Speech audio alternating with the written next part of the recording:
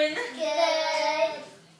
Today I'm going to read you a book called The Three Little Phases. But Granny, what are faces? I'll tell you what phases are. Let me just put on my reading glasses.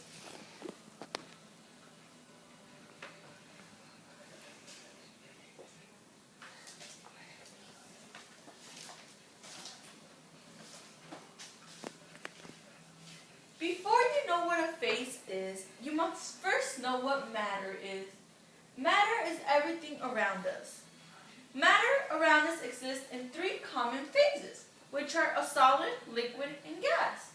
Matter can change from one phase or state to another. Ice, for example, is a solid phase of H2O. Now, you may ask, Granny, what's H2O? H2O is water. Add energy and the ice will break down to the liquid phase, and a liquid would be this, the water. Add more energy and the liquid changes to gaseous phase as the water boils to become steam, which is gas particles around the air. The phase of matter depends upon its temperature and the pressure that is exerted upon it. Changes of phase usually involve a transfer of energy. For example, condensation. The process opposite to evaporation is condensation, the changing of a gas to a liquid. The formation of droplets of water on the outside of a cold soda can is an example. Water vapor molecules collide with the slower moving molecules of a cold can surface. The vapor molecules give up so much kinetic energy that they can't stay up in the gaseous phase. They condense. That's where condensation takes in. Condensation also occurs when gas molecules are captured by liquids in their random motion. Gas molecules may strike the surface of a liquid and so lose kinetic energy. Now, we also have what's called saturated. When this limit is reached, the air is said to be saturated. In weather reports, the relative humidity indicates how much water vapor is in the air, compared with the limit for that temperature. It is important to note that relative humidity is not a measure of how much water vapor is in the air. Now, we can combine evaporation and condensation, which will make an equilibrium. The liquid is an equilibrium that is in the state of balance since evaporation and condensation have a canceling effect. Evaporation and condensation normally take place at the same time. If evaporation exceeds condensation, a liquid is cooled. If the condensation exceeds evaporation, a liquid is warmed. Most often, heat is transferred from and into the surroundings, so we do not notice cooling and warming due to the evaporation and condensation. Now, we also have what's boiling, which changes to the gaseous stage. Evaporation takes place at the surface of a liquid.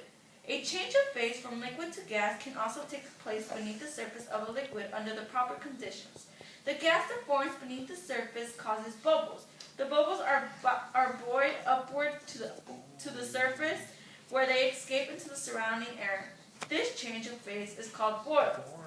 The pressure on the vapor within the bubbles in a boiling liquid must be great enough to resist the pressure of the surrounding water unless the vapor pressure is great enough.